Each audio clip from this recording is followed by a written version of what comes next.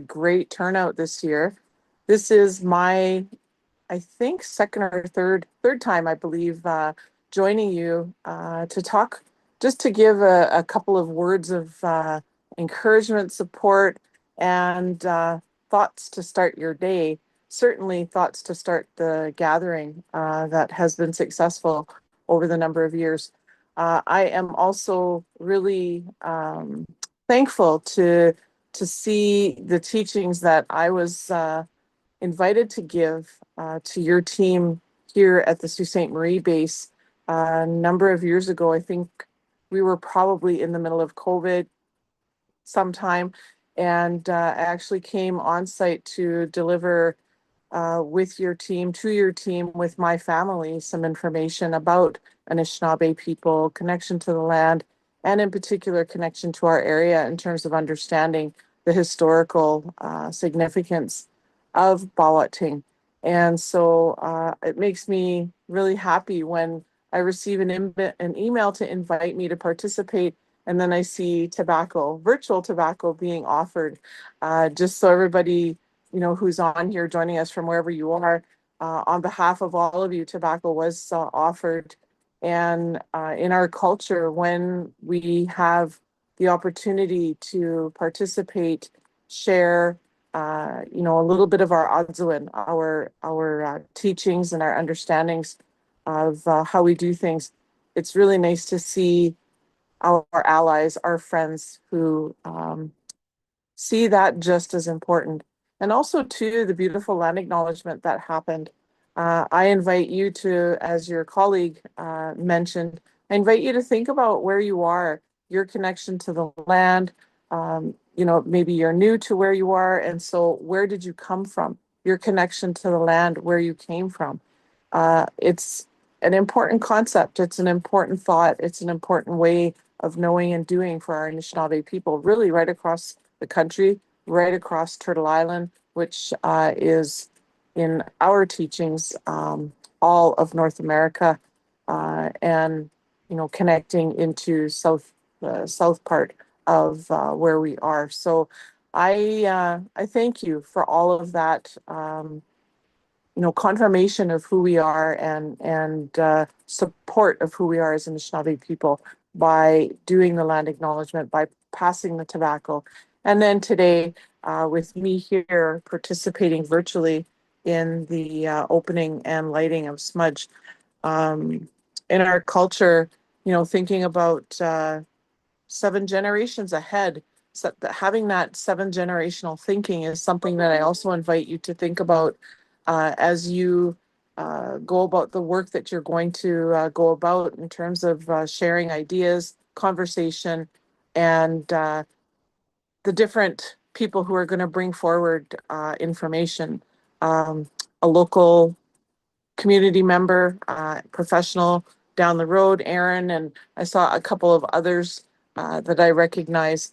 To think with Anishinaabe lens, that 7 generational thinking, I invite you to do that today. I invite you to do that over the coming time as you spend this professional development opportunity together, to think about the importance of what we do today, how it impacts the next 7 generations, and the consequences, the fallout from that time, the beautiful dreams that we might have as we think about the future and how we take care of the land, how we take care of the water, how we take care of our environment, how we take care of our people, our community, and everything that's attached to that. So those are the thoughts that I invite you to think about as you go over the next little while, learning together, conversing together, and sharing together. And know that this smudge that I've lit is lit with good intention for everybody to have those kinds of things at the forefront of what it is that you say, what it is that you think about, what it is that you do over the next while. I say Chimigwach for this beautiful day, wherever we happen to be on the land.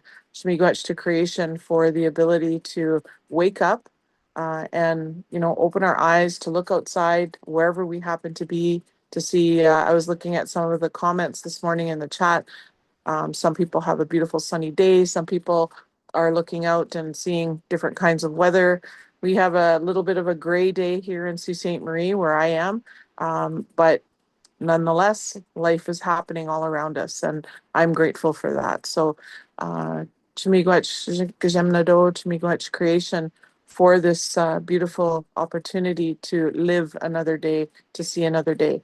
On behalf of all of us, we wish to um, ask for your good grace in having an open heart, an open mind, open ears, open thoughts, open words of discussion as we come together to learn, as we come together to do better work for the area that we might serve, the region that we might serve.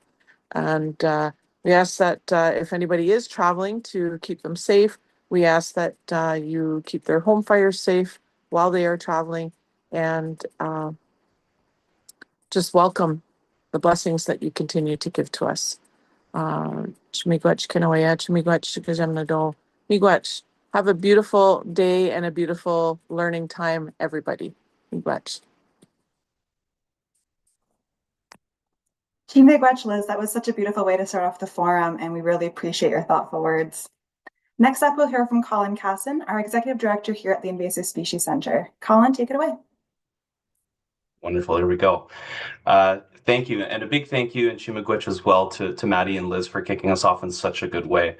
Hello, bonjour, Annie, and welcome everyone. My name is Colin Casson, and I'm the Executive Director of the Invasive Species Center. And it truly is my privilege to welcome you all today here to the 2026 Invasive Species Forum. I'm joining you today from Nogojiwanong or Peterborough, Ontario. And so a hearty and heartfelt welcome to you today. And thank you for joining. We're proud to be Canada's largest virtual gathering on invasive species. We're excited to connect experts from coast to coast to coast and beyond to share knowledge today, mobilize action, and protect our favorite natural spaces.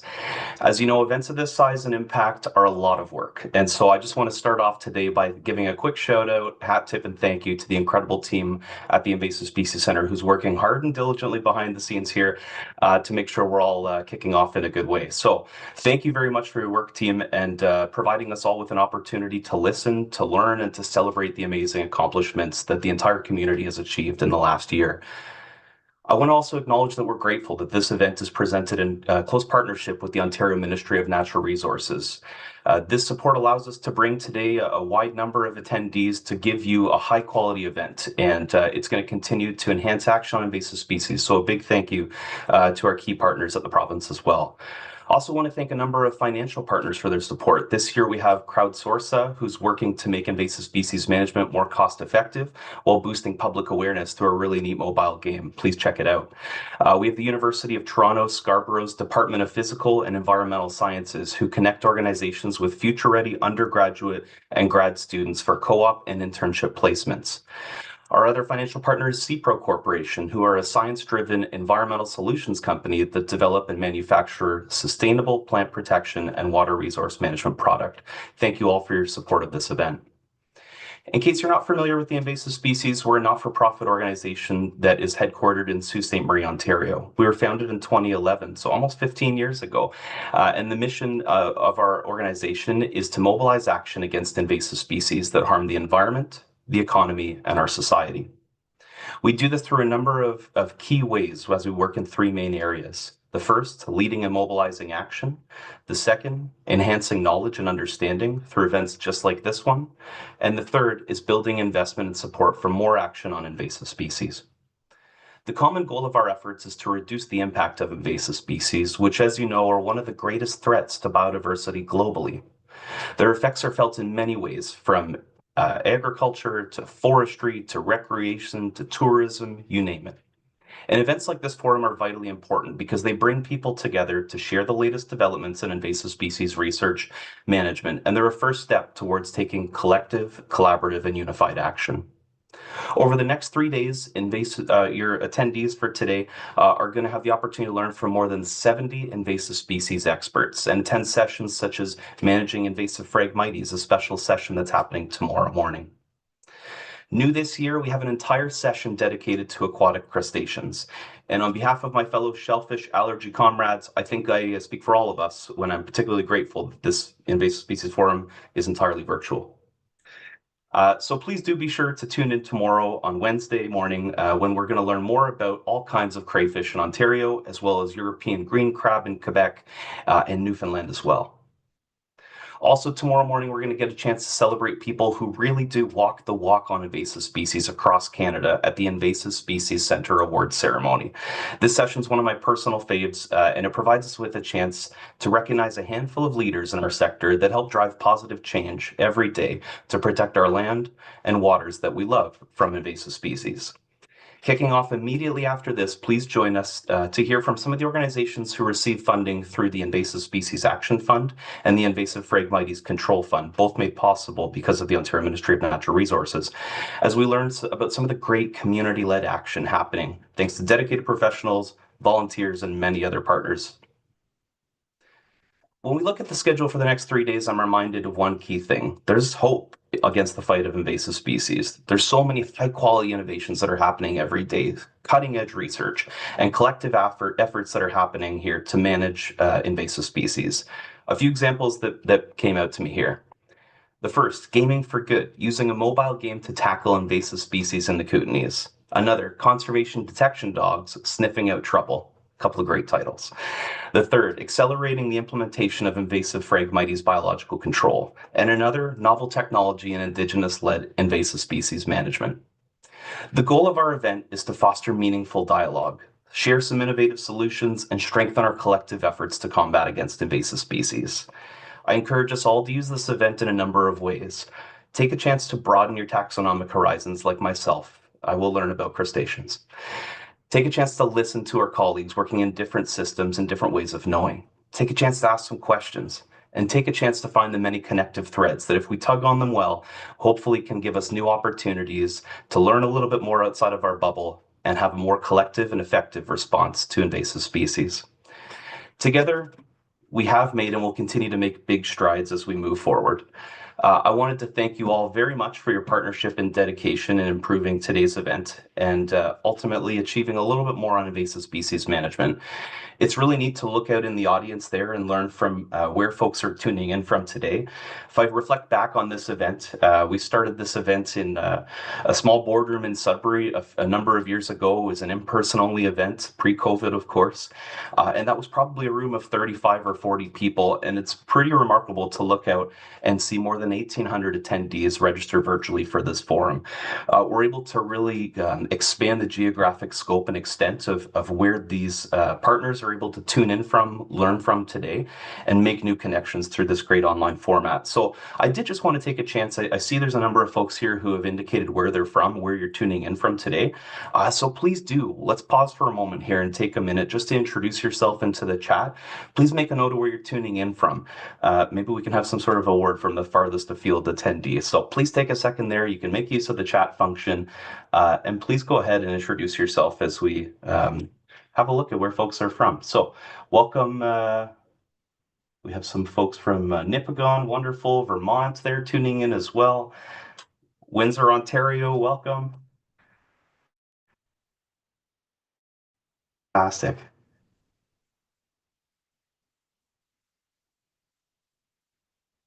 Massachusetts, welcome. Truro, Nova Scotia, welcome. Moncton, New Brunswick, hello. Saskatchewan, nice to see you. Oro-Medonte, Minnesota. Georgia, Nova Scotia. Galway, Ireland, excellent. Laval, Quebec, Aninakwe, Quebec City, Minnesota, Winnipeg. Oh my gosh, that's remarkable. Liberty Village, Potton, welcome. Great shout-outs. A number of folks from BC, Fort McMurray, Alberta, welcome. Pembroke, Austin, Texas, hello. Lima, Peru, I think that's the farthest so far. Nicely done. Ann Arbor, Peterborough, welcome. Wheatley, Florida, wonderful. Albany, New York, hello. Ennismore, Maine, Oakville, wonderful, wonderful.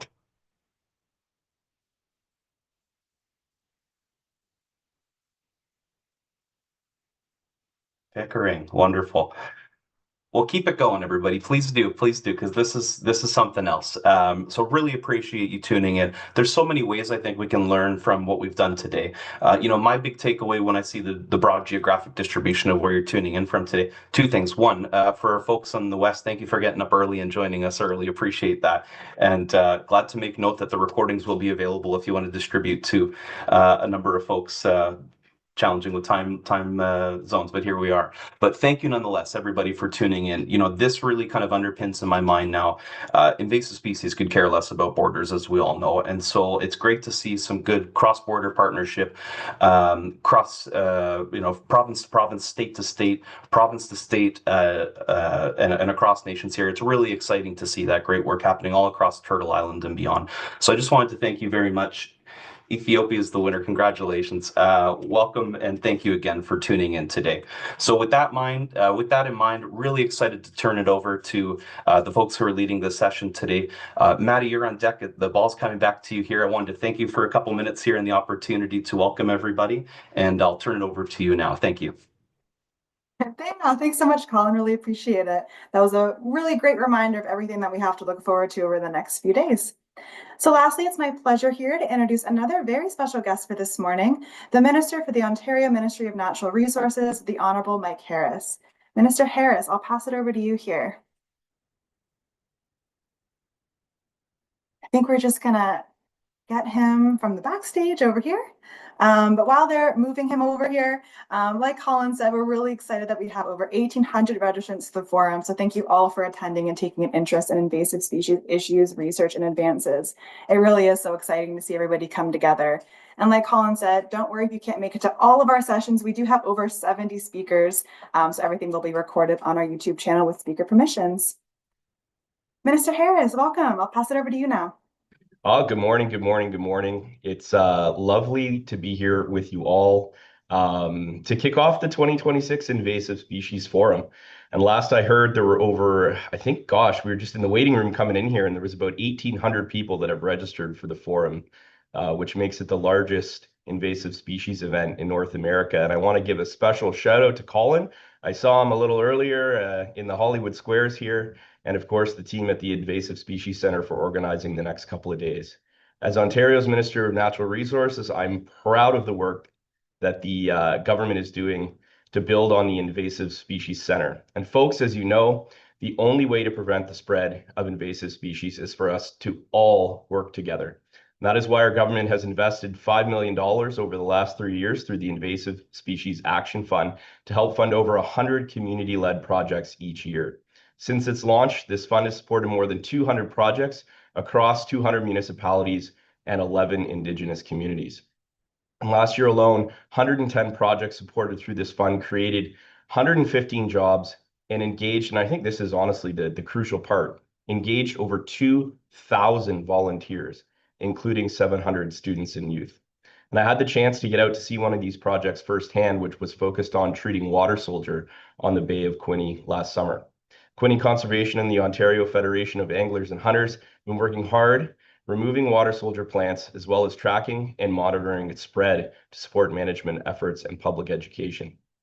One of the greatest challenges facing our environment is the spread of Phragmites, and I'm sure that's going to be quite a topic here over the next couple of days. As you know, once Phragmites is established, preventing its spread is extremely challenging. Along with the Invasive Species Centre and the Nature Conservancy of Canada, Ontario has created the Ontario Phragmites Action Program, which includes the Invasive Phragmites Control Fund, an $11 million investment over 3 years. 26 areas have been established across the province to help us focus and align local efforts to control the spread. Last year, we funded 80 Phragmites management projects across the province. The call for applications for the next round of funding for both programs has been completed, and work is now being done to review the projects. I look forward to joining the Invasive Species Centre in the coming months to deliver good news on this continued work. Ontario's Invasive Species Strategic Plan is our government's guide to manage invasive species, and we are now in the process of renewing this plan. A draft is available on the ERO, or the Environmental Registry of Ontario, and I encourage you to review it and provide us with your feedback before February 23rd. The draft plan renews our overarching goals of prevention, detection, and management, and helps us build resilience against the harm that invasive species cause. It also sets out a new policy direction and commitments by the government. And as I said off the top, partnership is absolute key. We must continue to work within and across community organizations and sectors. Your input is very important to us, and I hope you all will share your comments before the consultation closes next week. The Invasive Species Forum is bringing together people from across the province who are committed to Ontario's natural resources. You're going to hear from some of the fantastic partners involved in these projects funded by our government very shortly. And I know that you will have many informative conversations over the next couple of days, and I look forward to hearing more about these discussions. So I want to say a big thank you for having me here today, this morning, and I'll turn it back over to you, I believe, Madison. Thanks so much, everybody, for having me here. Thank you so much, Minister Harris, for your time and for all of your support from you and the ministry. We really couldn't do everything that we do without you. So much appreciated. I think with that, looking at the time here, we'll dive right into our first session of the forum, which highlights our grant recipients and all the important on-the-ground work they've been doing. So I'll pass it over to our first moderator of the forum, Madeline. She's our Communication and Administration Coordinator, and she'll lead us through this first session. Good morning. Thanks, Madison. And welcome to the Grant Recipient Highlights special session. I'll be your moderator for today. We'll start the session with an introduction to the Invasive Species Action Fund and Invasive Phragmites Control Fund from Chelsea McIsaac with the Invasive Species Center.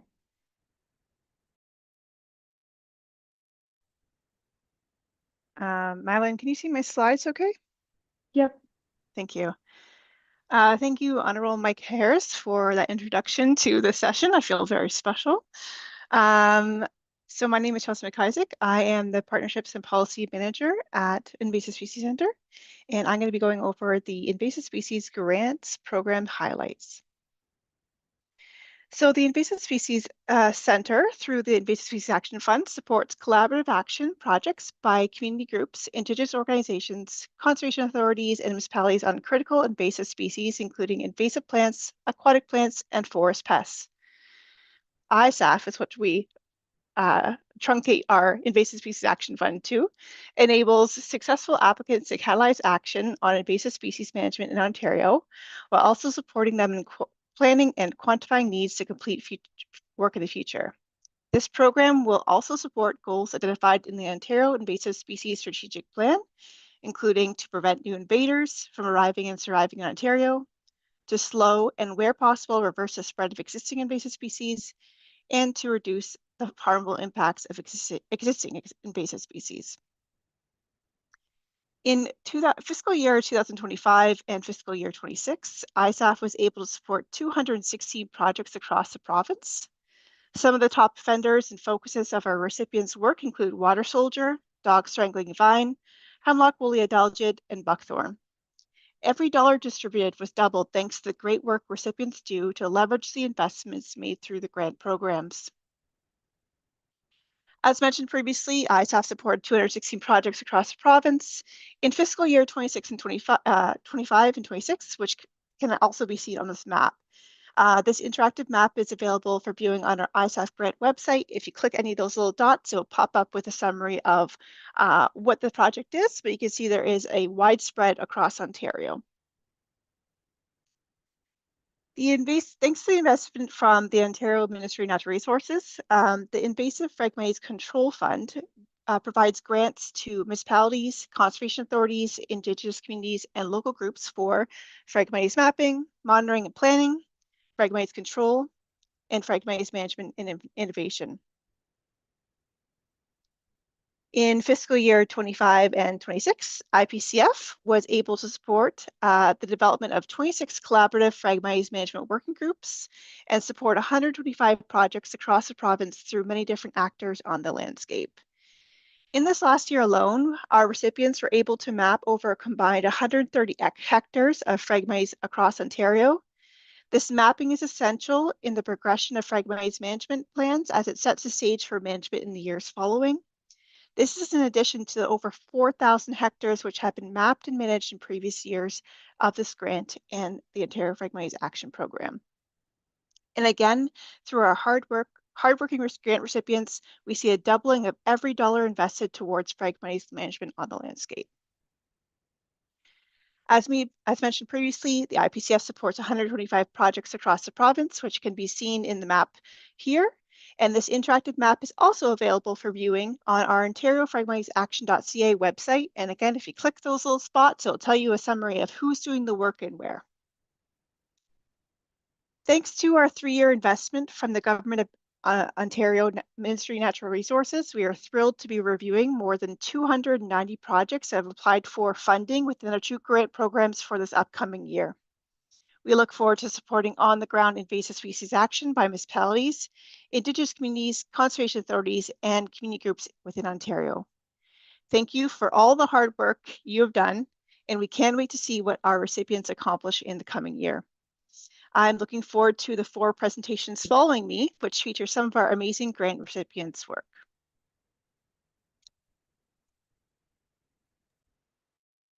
Thank you so much for that introduction, Chelsea. I want to remind everyone that because this is a special session, there'll be no question period at the end of each talk, but you're welcome to put your questions in the Q&A for the speakers to type their answers, or their emails will also be available in the chat if you'd like to send them your questions directly. Up next, we have Violetta Valenchik with Friends of Second Marsh giving her talk on Phragmites management on McLaughlin Bay Wildlife Reserve in Oshawa. Thank you for the introduction. I'm just going to share my screen here.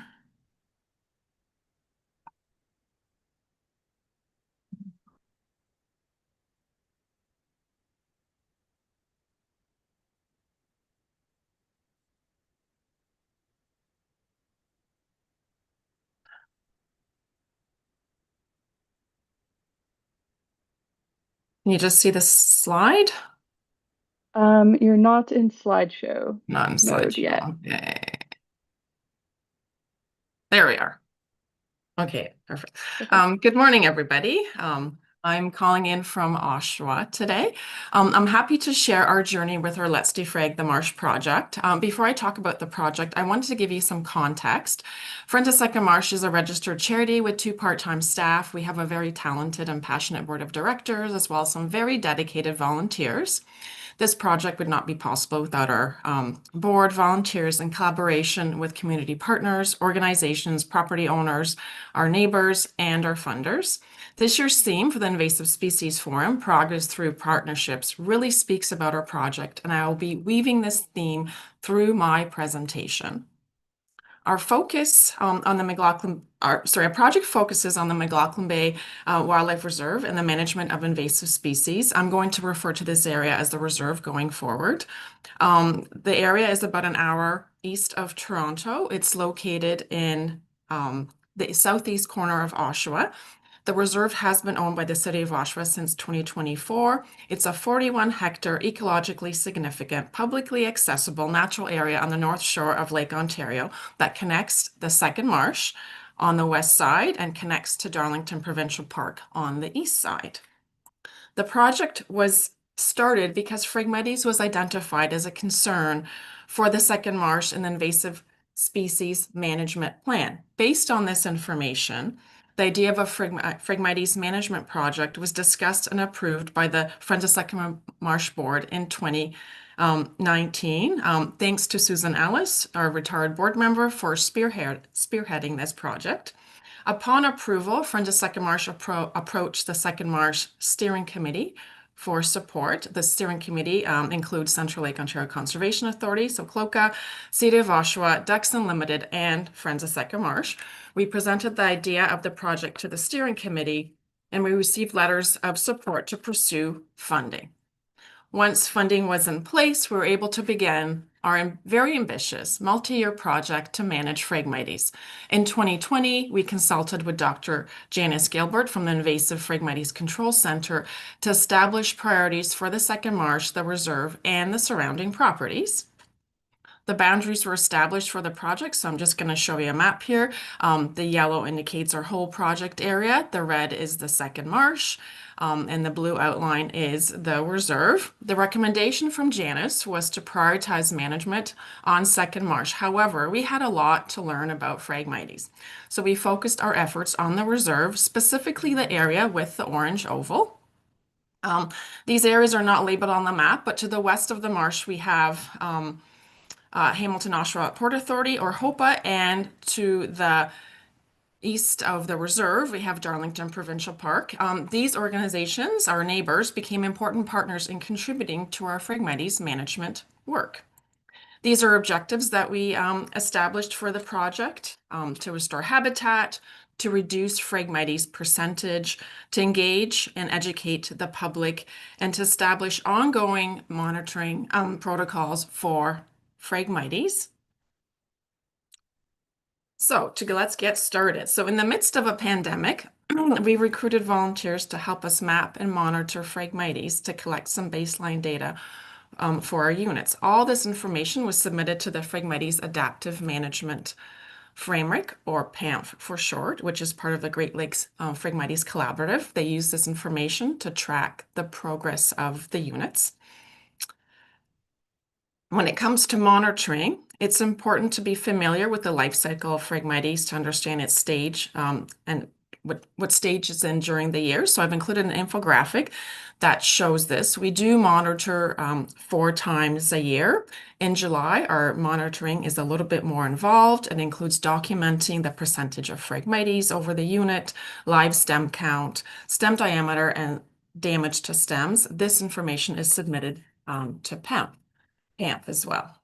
So in total, since 2021, in 2021, we mapped 19 units with staff and volunteers, and we've added a few more units since then.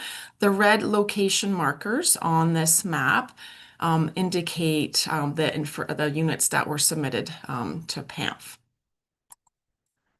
We had funding in place to manage Phragmites, but we also wanted to educate the community about our project. And this is where our partnership with the Invasive Species Center began. We received a microgrant in 2021 to implement a community engagement project. The microgrant provided us an opportunity to do a number of things: to create postcards to give out to our hike participants. So this is on the bottom here.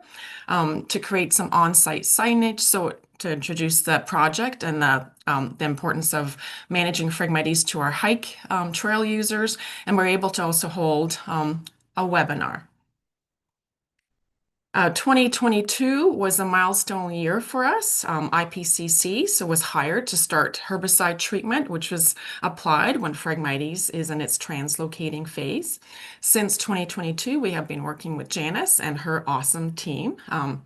That same year, we connected with Darlington Provincial Park. We shared our project plans with them, and we learned that they were doing Phragmites management as well. In 2023, HOPA began doing Phragmites management on their property because they learned about our project. So these neighbors were supporting our work by managing Phragmites on their property as well. Management also involves mowing and mulching treated Phragmites when it's in its dormant phase.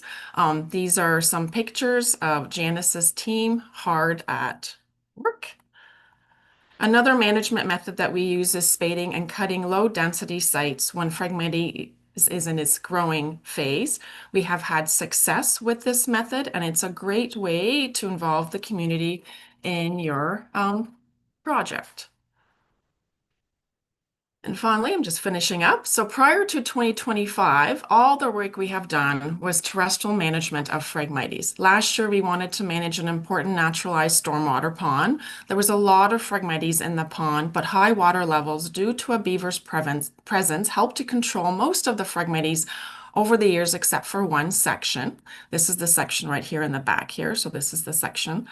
In partnership with CLOCA, we implemented a cut to drown project in this pond. Our original plan was to manage this one section of Phragmites, but due to the low water levels this past summer, the Phragmites that had been underwater for 4 years regrew. So these are the sites that are circled here in red that had regrown.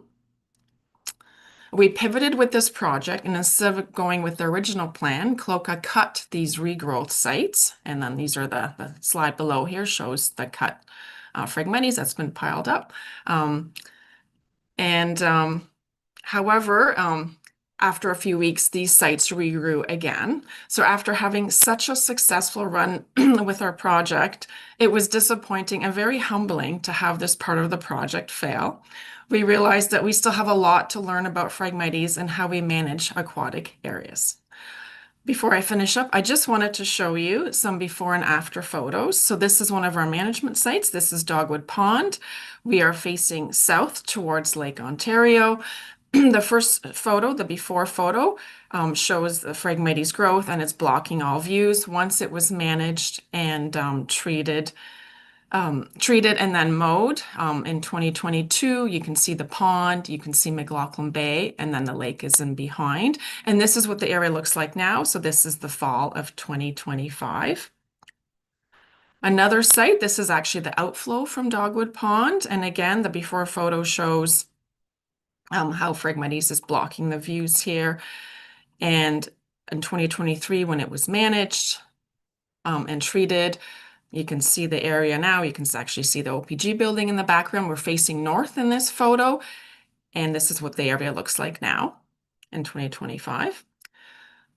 And I just wanted to give you a quick project summary. So to date, we've raised $99,000 for Phragmites management, which includes a third of that is for costs for the project. We've managed 23 units. We've managed a total area of 1.6 hectares or 4 acres, and we've received an award for our project. So thank you to our funders for your continued support of our project. It's been an amazing journey working with you over these years. And if you have any questions, feel free to reach out. Thank you very much. Thank you, Violetta. Up next, we have Dr. Janine West with Landscape Ontario giving a talk titled Landscape Invasives, Surveillance and Training 2025. Good morning, everyone. I'll just, hopefully this works. Please, Madeline, let me know if you're seeing just the slides. Yeah, looks good. Excellent. Thank you very much. All right. I'm speaking to you today from Innisfil, Ontario, located on the traditional shared territory of the Anishinaabe, including Ojibwe, Odawa, Potawatomi peoples, home to the Beausoleil, Chippewas of Rama, and Chippewas of Georgina Island First Nations, Métis people, and with historical roots to the Wendat Huron people. Landscape Ontario, I've been working for them for over a decade, but been engaged with them for much more than that. We're a provincial association. We have 11 industry sector groups and over 3,000 members. We host all kinds of events and have a lot of engagement with our members. And we also network with municipalities and government associations and the public. So all of that really equals opportunity. So you'll see how that fits in when I talk about a bit of the Scout program that we have and some of the activities that we're doing on invasives. I'm the grower technical analyst. I look after the administrative side of the Scout program that we have. We'll talk a little bit about that. I also participate on CFIA and OMAFA committees for spotted lanternfly with the support of the Invasive Species Action Fund program. And this year I was fortunately able to get out and do some surveillance myself at a couple of sites in southwestern Ontario. And I connect our team for outreach and planning of information sharing. So we have a Scout program, and I've talked about it last year. It's been going on for over 20 years, actually. Our growers always supported this. We hire a summer student who has some interest in entomology or disease management in forestry or nursery, in horticulture. We bring them on for most of the summer, and they are just an incredible fresh set of eyes. And Asher was our student this past summer and just so passionate and quite happy. He's actually decided to go on and do a master's in entomology. So it's the Scout program is a critical part of our integrated pest management that we do at nurseries. But of course, with the additional funding from the Invasive Species Action Fund, we're able to do more than just nursery pest scouting and surveillance, which is part of the expansion of the Scout program that we're happy to report on. And having the capacity to and bringing in new students improves our capacity over the years, which is really important to us to have more people working on this topic and trained. So the Scout themselves, their activities for 2025 summer was, the regular scouting of pests, but there were some things that we brought up to you last year that were new, that we hadn't really seen a lot of before. We were able to track elm zigzag sawfly in 2024, which was quite new.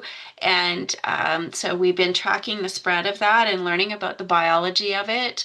A lot of focus on beech leaf disease. It is spreading this year, this past year. And so our Scout plus our Ministry of Agriculture connection, Cassie Russell, the nursery and landscape specialist, has been working on this a lot. And of course, we did the expanded surveillance for some of the key pests that we're on the lookout for, like spotted lanternfly, hemlock woolly adelgid, and oak wilt. And one of our focus areas was to really improve our record keeping. This is Casey. She was our Scout in 2023. Everything was done by hand. And you could get, inconsistencies from scouting event to scouting event. Sometimes you have a misplaced notebook or it gets rained on.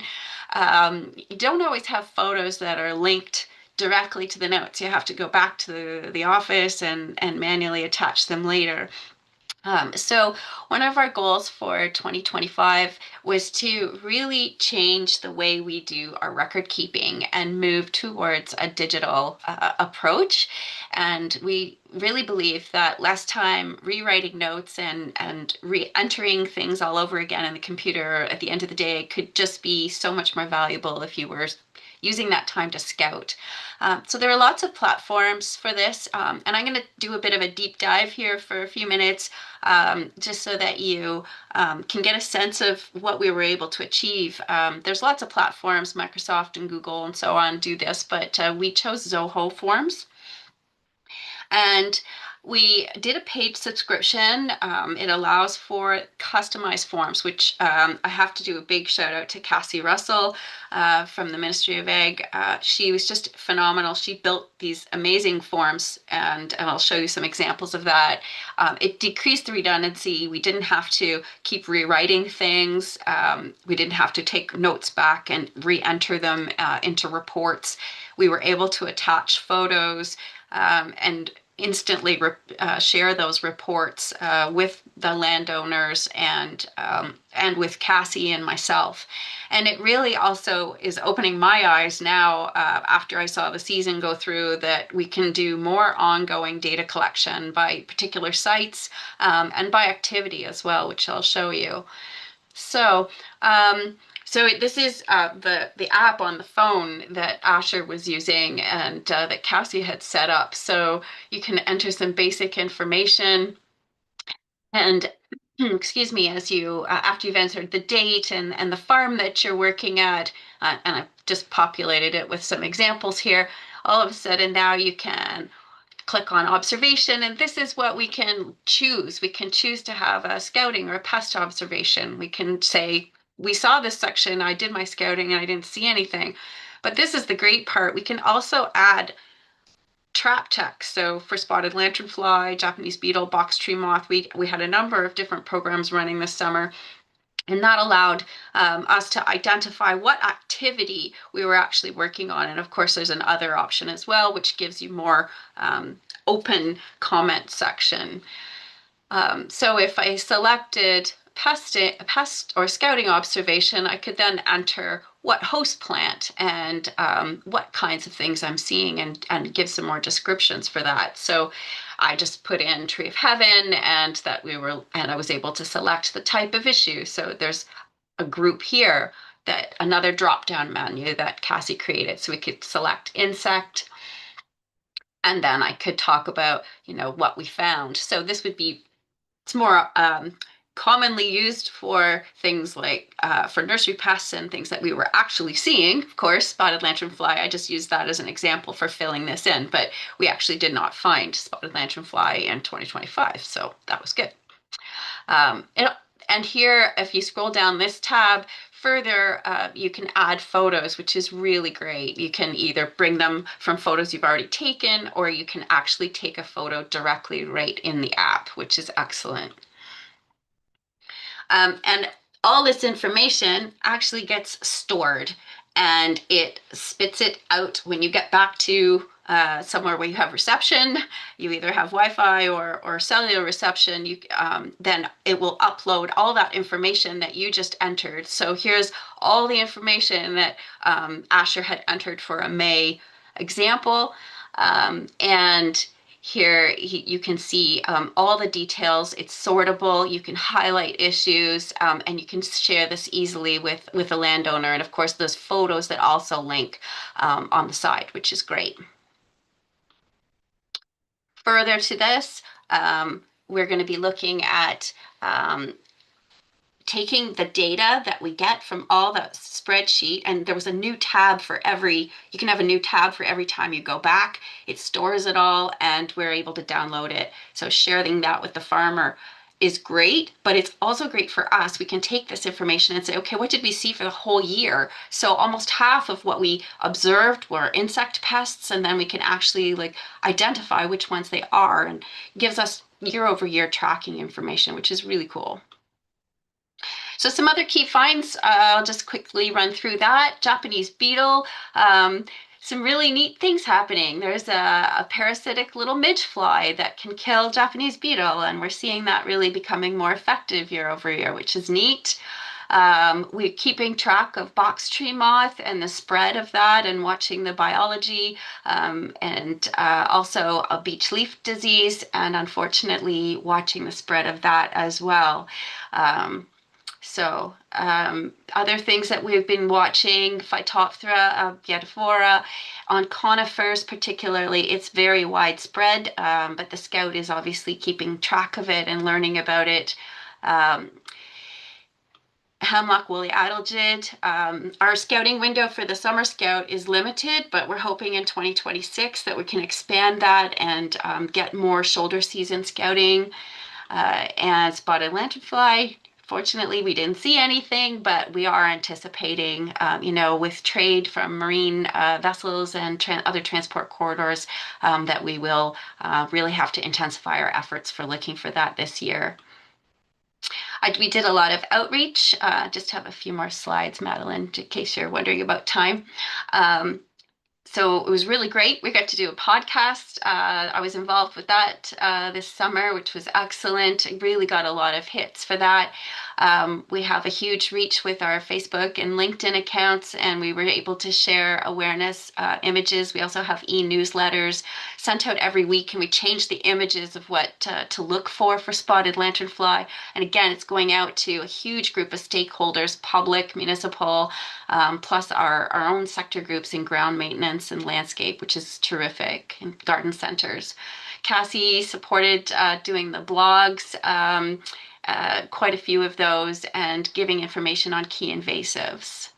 And we did some great webinars this year at CNLA. The Nursery Association was phenomenal, worked with OMAFA, and did a hemlock woolly adelgid webinar. Plus, we had a number of updates and information sessions on different invasive pests.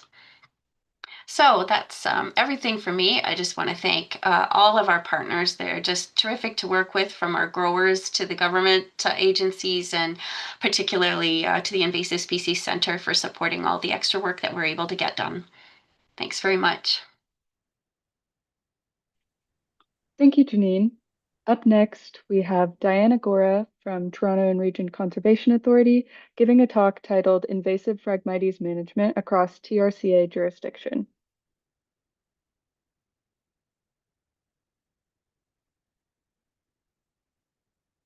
Hello, everyone. Thank you for the introduction. Can you see my screen all right? Yep. Perfect. Okay, so as mentioned, I will be talking about the invasive Phragmites management across the TRCA jurisdiction. And to reintroduce myself, I am Diana Gora. I am an environmental technologist with the ecosystem management team here at TRCA. So Toronto Region Conservation Authority manages over 3,400 square kilometers across 9 watersheds where prioritization and collaboration are essential to reduce the spread of invasive species and restore native ecosystems. Since 2018, TRCA has expanded its efforts to manage invasive frag across its jurisdiction. With such a wide jurisdiction, TRCA uses restoration opportunities planning, or as we call ROP, a method of identifying and ranking individual restoration opportunities. It's rooted in hydrology, focusing on restoration of hydraulic function to support ecosystem restoration and creation. And sites are pre-screened using in-house data to analyze them, and then in-field site visits confirm or update those desktop findings. But then how do we choose where restoration would have the greatest impact? The Integrated Restoration Prioritization, or the RIP tool, was created to help guide decisions on restoration planning and implementation by identifying high-quality restoration opportunities in high-priority catchments. It's TRCA's first standardized strategy for prioritizing restoration on a jurisdictional scale.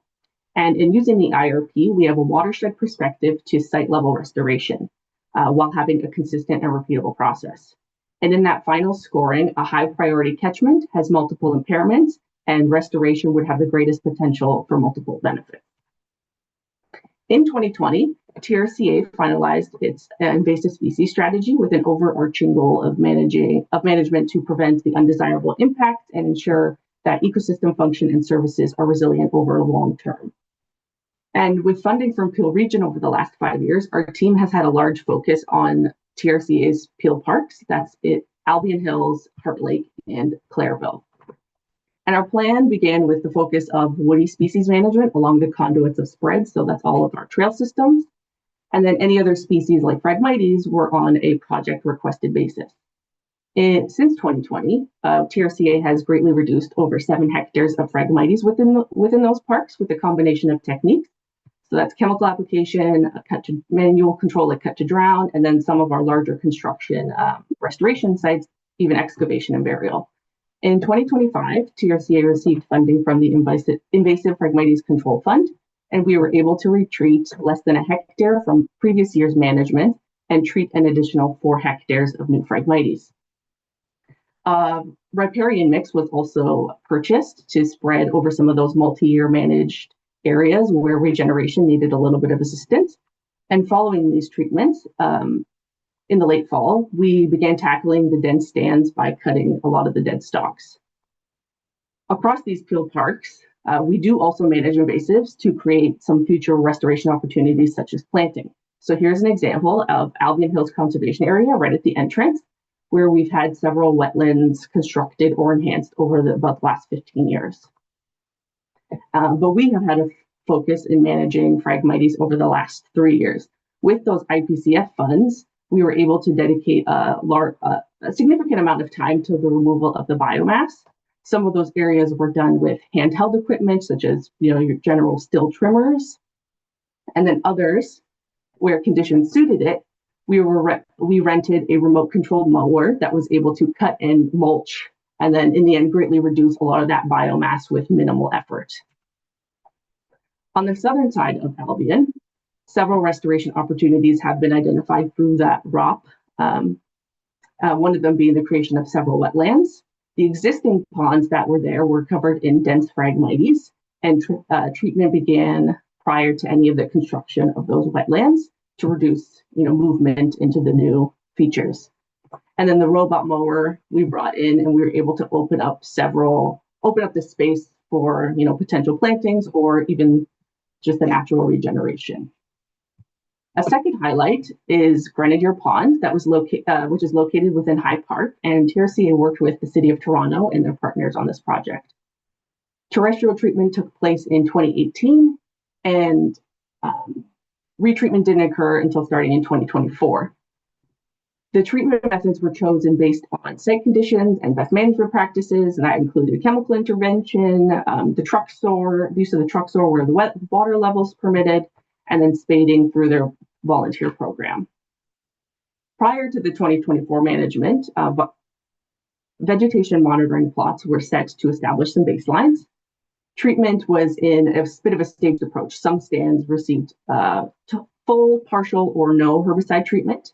And the site was definitely not without some of its challenges. On the north end was where we had the greatest access issues just because of low water and then the sheer density of the stands ended in some partial treatment in 2024. And then but the city staff over the winter was able to come in and cut to provide better access when we returned in 2025. And on the southern end, like I said, you can see in the photos, was where we used the truck soar, I would say the most. We had cut below the water line and removed all of that vegetation, killing a large percentage of the stands. And then in 2025, we just had minimal spot treatment for any of the remaining stalks. TRCA's monitoring data, just within that 1 year, has suggest that the treatment has been extremely effective in killing the dense stands with minimal regrowth observed within the fully treated stands. Some plots saw up to 99% dieback with a mix of desirable native vegetation and less desirable non-native vegetation. And our plans are hopefully to continue with the yearly monitoring alongside the management. And here's just a quick snapshot to show you. On the left is the north side of the pond, and then the south side with just 1 year's treatment. East of High Park is one of TRCA's biggest success stories, Tommy Thompson Park. Today, it's a model of how cities and nature can thrive together. It is one of TRCA's earliest large-scale Phragmites management projects. In 2018, they began implementing the Phragmites management strategy. Here is just a photo of Cell 1, a constructed wetland that was one of the first areas of management. Nowadays, staff is using a much lighter approach, mapping the early growth in about June, and then spending 2 weeks spading polygon areas that have densities of less than 10%. And later on in this growing season, they remap it. And then the goal of the fall treatment, herbicide treatment, is to tackle what's left standing. So in 2025, we completed 4.8 hectares with mapping and then treatment both manually and chemically. So having done this for a few years, there's definitely lots of successes and lessons learned. In the past couple of years especially, we've seen that great benefit to mowing and cutting back the dead stalks. One just being easy access issues, much faster regeneration, and then we're providing potential planting opportunities for our internal teams.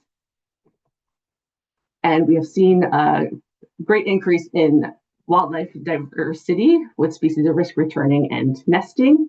Some lessons learned. Early intervention is much more effective and cost efficient because secondary invasions are common. One example being flowering rush had moved in to a couple of our ponds at TTP. With truck soar sites, woody debris that might have been installed as a beneficial wetland feature provided some access issues. So we're potentially looking into drone use in 2026 for those sites. Returning wildlife required much more coordination because we want to avoid any disruption. So we just had to time our treatments a lot better. And then funding and partnership is critical for the support of long-term adaptive management across the regions. And just to wrap things up, across our jurisdiction, we work with numerous regions, municipalities, and like-minded organizations. In 2023, we began working with the municipalities to create Phragmites prioritization plans. So these identify and prioritize frag for strategic and realistic and effective management. These plans are scored with primary and secondary criteria paired with that IRP scoring so we can rank sections of the city for targeted management. And as we all know, frag follows no boundaries. So in 2025, we joined a couple of Phragmites management area groups to connect with others within the same region on initiatives and target areas of high priority where we may share a property line. And lastly, our management of Phragmites has enabled us to aid in some studies out of the University of Toronto with the release of the biocontrol and the University of Waterloo's seed studies. So we aim to continue and expand on these collaboration efforts to reduce the spread of invasive species across our jurisdiction and enhance our native ecosystems. And that's it. Thank you. Thank you, Diana. Up next, our final speaker is Liam Campbell with Manitoulin Streams. He is giving a talk titled Invasive Species Management on Manitoulin Island.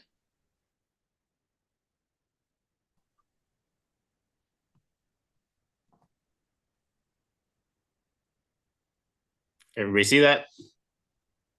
Yep, looks good. Oh, perfect.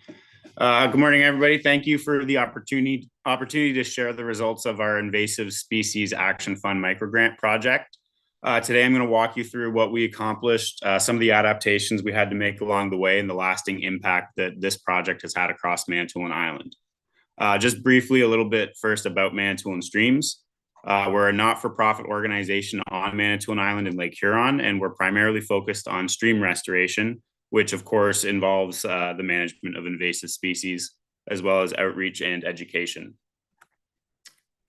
Why this project? So this project was designed to tackle priority invasive plant species that are threatening biodiversity, public spaces, and long-term ecosystem health on Manitoulin Island. But beyond removal, one of our primary goals was actually to build capacity and community ownership for long-term invasive species management within the townships and reserves across Manitoulin Island. So here you can see just some of the target species that we focused on. These ones have been identified as the most prevalent and widespread species that you can find on Manitoulin Island. Of course, we have Phragmites as well, but that's a whole other thing we deal with. But a lot of these ones you can actually find existing along most of our roadways. They're very, very thick and heavy in the ditch. And even in some of our more remote areas, due to historical logging operations and agricultural practices, you can actually find some of them pretty far into the woods as well. Major strength of this project was actually collaboration. So every planned partnership we had was realized, and in a lot of cases, they were actually expanded. The work really represented shared stewardship across Manitoulin Island. We don't have a conservation authority on Manitoulin. So the few nature groups that are here, like ourselves and the Nature Conservancy of Canada, we're starting to work together to try and help our communities build capacity at the municipal and reservation levels. So we're currently actually part of a project with the NCC that's trying to get municipal and reservation employees certified for spraying and trained on the identification of invasive species and stuff like that. So I'm just going to jump right in with some of the on-the-ground works. We did a whole bunch of on-the-ground events, so I'm going to run through a few of them pretty quickly here. The first one that I'm going to talk about is actually an ongoing monitoring. So for the past few years with the NCC on one of their sites on Manitoulin Island, we've been doing purple loosestrife removal. This area had a lot of purple loosestrife due to agricultural or logging practices, in the past. And this year, after the third year of going back, all of the major logging roads that we went on were completely free of purple loosestrife. Some of the minor ones off the edges are they still have the invasive, so monitoring will be ongoing. And part of the reason that we're trying to hit this site very hard is the fact that it's going to be open to the public pretty soon. And as soon as you open it back up to the public, the threat of more invasives being spread renews. So we're really focused on that one. They also recently purchased a property called Vital Bay on Manitoulin Island, and this is our second year of doing removal efforts there. This year, we also actually partnered with the Ontario Stewardship Rangers as well as the NCC, and with them, we cleared 6 kilometers of trail systems in Vital Bay. We removed 4 bags of common tansy and 5 bags of white sweet clover. So that was quite a good day with them. In Gore Bay, we also organized a community cleanup that involved the removal of garbage bags as well as invasive species from across the waterfront in the town there.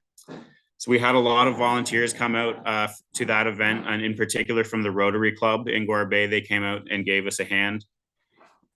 And We also went to Low Island in Little Current, which is another waterfront area and public park. And we partnered with the NCC, the Ontario Stewardship Rangers, and we had a handful of local volunteers come out. This one was actually over the course of about 4 or 5 days. So it was some of the hottest days in the summer as well. So everybody that came out really worked very hard. And in total, we had 28 white contractor-sized bags of white sweet clover removed from 2 kilometers of the waterfront in Low Island. The last one I'll just mention here is a little bit of cleanup along the Kagawong River. So the Kagawong River is one of our main river sites that we've had restoration projects along. And we noticed right near one of our past restoration sites, there was a lot of yellow sweet clover, as well as common mullein that was kind of moving in. So along with some local volunteers and the Township of Billings, we went and removed all of the sweet clover near that site.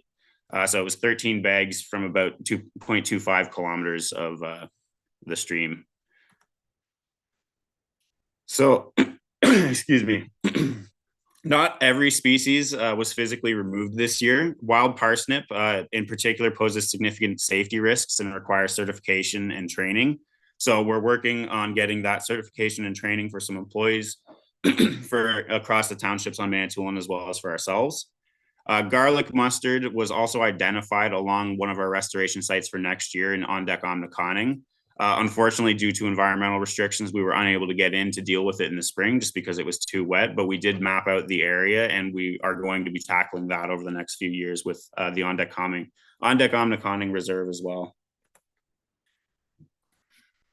There were a few barriers that came up, in particular dealing with toxic plants and noxious weeds, and we just had to basically adapt and respond by extending our plans for another few years with our partners.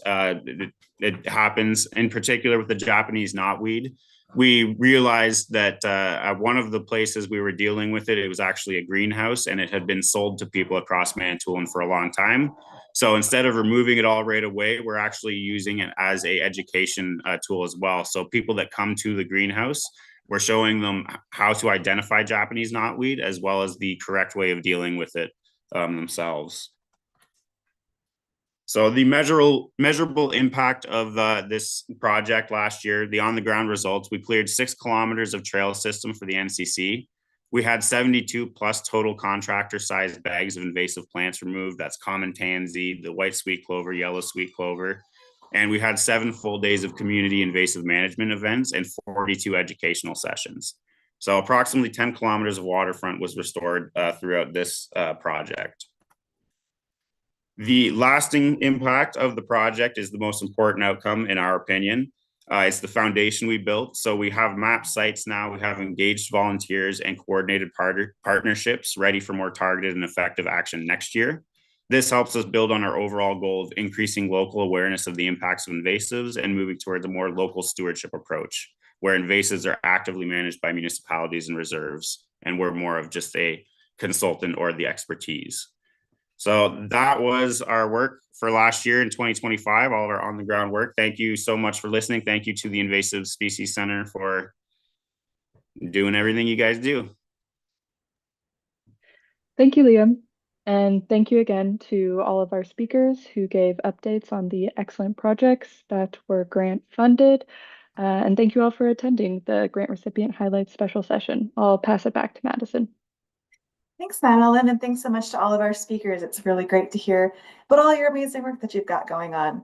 Please don't forget to say hi to the forum's financial partners by visiting the virtual expo floor during the lunch break. Just click the expo tab at the top of your screen. We're going to take a quick break here, but make sure to tune back in at 10 for our education, outreach, and community science session. So hope to see you